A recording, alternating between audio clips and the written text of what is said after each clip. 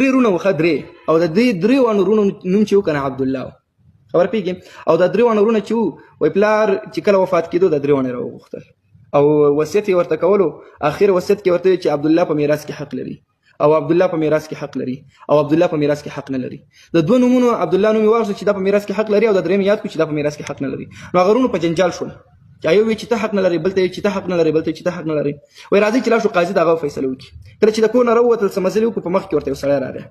نو پوښتنه د سړی ورته وایي چې والکه چېرته روان یو موږ ځو قاضي ته نو دنه پوښتنه کوي ته چېرته ځې وایي زما نه اوښ ورک شوی دی دا یو سړی چې را روان نو دغه مشرې رورې ورته وایي دا اوښ خو دې په سترګه ړوند نه و دا چا نه چې اوښ ورک شوی دی ورته وایي چې و په سترګو خو ړوند و دا بل کشرې عبدالله ورته وایي والکه په لکۍ خو پرې شوې نه وه وایي و لکۍ هم پرې وه دا درېیم ورته وایي والکه په پښه باندې خو ګوډ نه و وایي په پښه هم ګوډ و نو دوی ورته چې موږ خو نه دی لیدلی نو سړی حیران شو چې والکه نښې مو راته ټولې سوي ویلې او بیا وایي چې موږ نه دی کتلی معلومېږي دا چې زما دا اوښ همدا تاسو درې واڼو کې چا پټ کړی دی زه به تاسو قاضي ته بوځم وایي ښه راځه چې بوځې مو نو دوی هسې قاضي ته روان ورسره روان شول کله چې قاضي ته ورسېدل نو قاضي په مخ کې په دوی باندې عریضه وکړله ورته ویې ویل چې زما نه اوښ ورک شوی دوی نه پوښتنې وکړلې او دوی ټول جوابات صحیح راکړل د یو راته چې سترګه خو ړنده نه وه ما ورته یې ړنده وه وایي موږ نه دی لیدلی بل راته چې لکۍ خو پرې نه وه ما ورته یې پرې وه بیا وایي چې ما نه دی لیدلی بل وایي چې په پښه خو ګوډ نه و ما وایي چې ګوډ و او بیا وایي چې ما نه دی کتلی نو قاضي ورته چې ورکړئ جواب یا به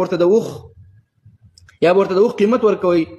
د تاسو ورته ټولې نښې څه ویلي دي یا به معقول جواب کوي هغه ورته چې موږ درته دلیل وایو وایي ما ځکه وایي چې په سترګه خړون نه دی وایي موږ چې کله ځمکې ته وکتل وایي په دې لاره باندې څاروی تېر شوی دی او د یو ځای نه خوراک کړی د بل ځای نه خوراک نه دی کړی نو معلومېږي دا چې دا په یوه سترګه باندې ړوند دی نو ما د دې ځای نه معلوم کړو چې ورته ومې چې ړوند خو نه دی د دویم ته وایي تا څنګه معلوم کړو چې لکۍ نشته وایي ما چې کله ځمکې ته وکتل وایي پچې کړې وې دي اوښه نو نیمې په یو ځای کې پرتې دي ګډې وډې پرتې په لاره کې او چې لکۍ هغه نیغ په هماغه ځای په ځمکه باندې پرېوځي وایي دا پچې داسې ګډې وډې اخوا تللې وي وایي ما چې کله ځمکې ته وکتل نو دا پچې اخوا دېخوا پرتې وي وایي ما ورته چې والکه لکۍ خو پرې نه وه وایي لکۍ هم پرې وه نو ما ورته چې ښه ما نه دی لیدلی وایي ما خو صرف د ځمکې نه معلوم کړو وایي دا درېیم ته وایي چې تا څنګه معلوم کړو چې پښه یې ګوډه وه وایي ما چې کله ځمکې ته وکتل نو دغه د دریو پښو چاپونه ول او د یوې پښې چاپ نه و د یو پښه یې په ځمکه صحیح نه ولګولې وایي ما ورته چې والکه پښه خو ګوډ نه و وایي راته ویل چې ګوډ وایي ما ورته ښه ما نه دی کتلی نو ده موږ را روان کړو تا ته یې قاضي ته راوستو نو قاضي ورته چې ځه اوښ دې پیدا کړه اوښ دې نه دی پټ کړی دوی خو درته صرف د ځمکې نه هغه علایم ویلي دي نو دا دوی هغه بیخي هوښیار وو مخکې زمانه کې به خلکو کې پوهه او هوښیارتیا د معمولي باریک شیانو نه به دوی معلومات کولو بیا ورته پته لګېدله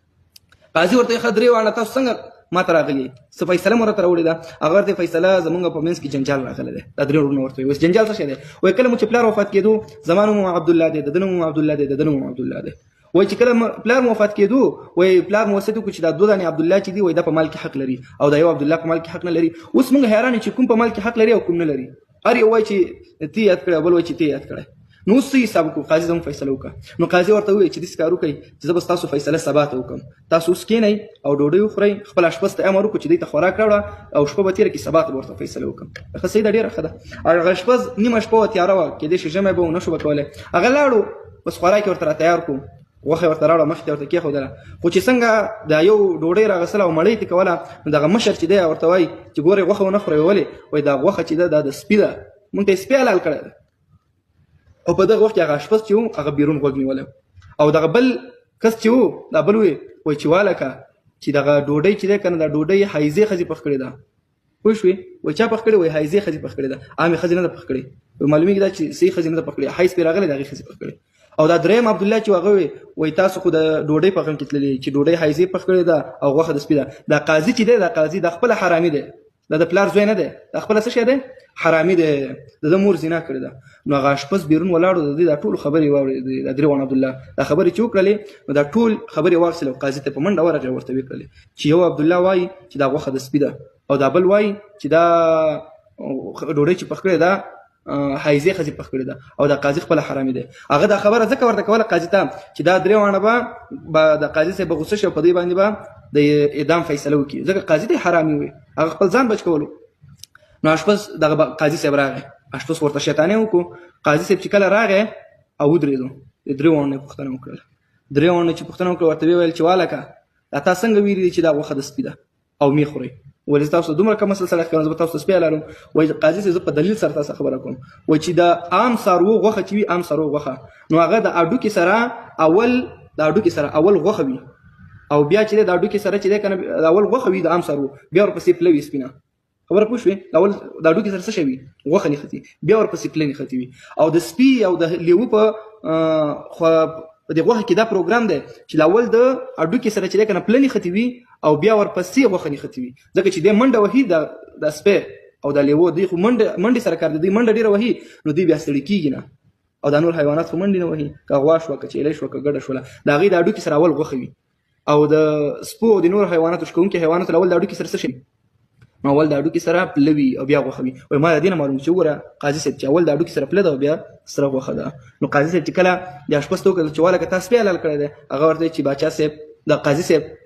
شپه ډیره تیاره او یخني و تللی نه شوم لرې ځای ته پسونه هم لري دغلته یو سپی مریض غوندې پروت و او هغه مې راونې ورته حلال مې کړو او دوی ځکه د مشر ورور سپی یاد کړو چې هغلته نور حیوانات او لیوان او زمریان نه و دغلته یو سپی پروت و سپی یې کتلی نو ځکه ورته چې دا غوښه د سپي ده چې هماغه سپی یې راته حلال کړی دی نو بیا فیصله قاضي صاحب داسې وکړه چې دغه اشپز د جیل کې واچول شي ځکه ته زما د مېلمنو دومره بېعزتي کوې ته ورته سپی حلالی نور شپه دې ورته پخ کړي غوښه دې به دې نه وپخوله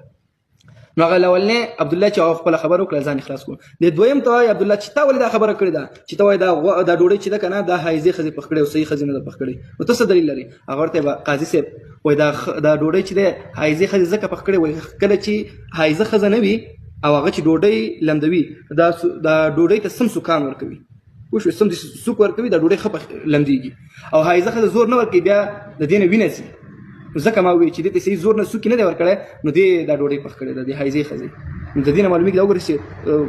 غوټې غوټې ولاړ ده کله چې تاسو وګورئ اکثره د ډوډۍ چې که نه داسې غوټې غوټې ولاړې نو دغه نقصان پکې چې هلته سوک صحیح نه ورکړل شوی نو دا چې وایي صحیح سوک ورکړي د لمدولو په وخت کې که نه وایي دا بیا غوټې غوټې نه کوي وایي دا غوټې غوټې چې کوي دا ډوډۍ چې داسې غوټې غوټې شوې ده وایي معلومېږي دا چې سوک یې صحیح نه دی ورکړی او سوک صحیح نه ورکوي چې حایزه ښځه وي چې کمزوري وي او حایزه ښځه خو کمزوري او عامه ښځه چې حایز چې هغې کې قوت ډېر وي درېیم ته ویلي چې والکه دا تا ماته ولې حرامي ویلی ده چې ویلي دي چې دا قاضي خپله حرامي دی وایي چې صحیح سړی که نه صحیح سړی وایي هغه څوک چا پسې جاسوسۍ ته نه لېږي وایي موږ ته یې دلته ډوډۍ راواخیستله او بیرون دې موږ ته اشپز جاسوسۍ ته کېنول وایي ما د اشپز وکتلو چې اشپز موږ ته جاسوسي کوي زموږ جاسوسي زموږ دا خبرې به تا ته دروړي وایي ما چې د اشپز وکتل چې موږ ته یې غوږ نیولی دی ویل چې دا باچا خو خپل حرامي دی وایي چې اصیل سړی څوک خپل میلمه ته جاسوس نه دی رغي او تا خو موږ ته جاسوس درولی زموږ خبرې دې پرې اورېدلې نو دا قاضي صاحب چې دی که نه انتهایي زیات غوسه شو کور ته لاړو خپله مور ته وایي چې مورې رښتیا به راته وایي که نه تا بس فانسي کوم او دا هم دی چې زه خو به حرامي نه یم مور ورته چې دا خبره کوم شو وایي خبرې پرېږده راته وایه حل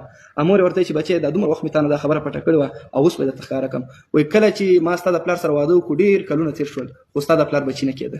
او بیا زه مجبوره شوم د همسایه سره مې زنا وکړل د هغې نه بیا ته پیدا شولې نو ته حرامي نو قاضي پوه شو چې ښه زه حرامي یم نو هغه درېیم خبره مې رښتیا شوله ور پوه شوې درېیم خبره مې رښتیا شوله نو هغه باچا قاضي صاحب چې راغی درېیم ورته وایي وایي هغه اولنی عبدالله چې و هغه چې دا خبره کړې وه چې دا غوښه د سپي ده دی په میراث کې حق لري